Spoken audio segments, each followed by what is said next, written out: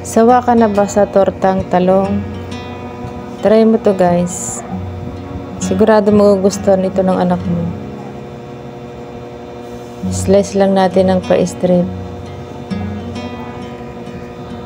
Maninipis lang para malutong siya mamaya pag prinito natin. Ipisan lang natin ng pag-slice. Budburan natin ng konting harina, pamintang durog. Bali, hindi na ako naglagay dito ng asin guys, kasi ang cheese na ibudbud natin mamaya ay medyo maalat na. Haluin natin siya mabuti. Hanggang magpantay. Malagyan lahat ng harina ang ating talong. Tapos, budburan natin ng konting tubig. Konti lang ha. Saluin natin mabuti. Kakaiba ang lasa nito guys.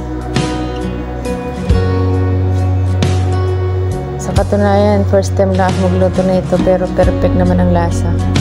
Tapos magpainit na tayo ng kawali.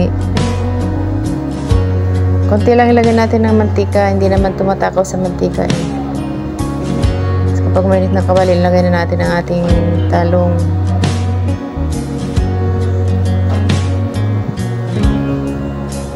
Medyo patagalin natin sa kawali guys para lumutong siya. Sa mahinang apoy lang para hindi matutong.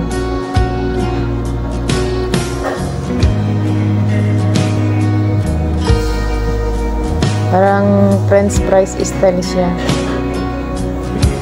Lumulutong siya guys, basta tagalan nyo lang sa kawali, sa mahinang apoy lang. Huwag nyo madaliin ang pagluto. Tapos pag alam nyo nang malutong na, ahulin natin, pagpagin natin para matanggal ang mga mantika.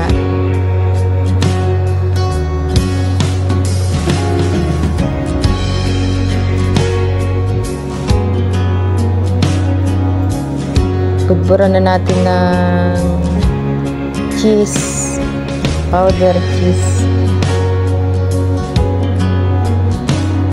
Depende sa inyo kung gaano karami cheese, pero tamtaman lang kasi medyo maalat. Medyo maalat itong cheese eh.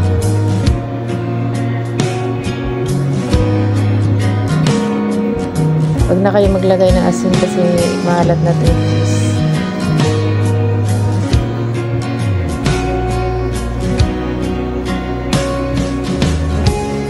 Salamat sa panonood guys.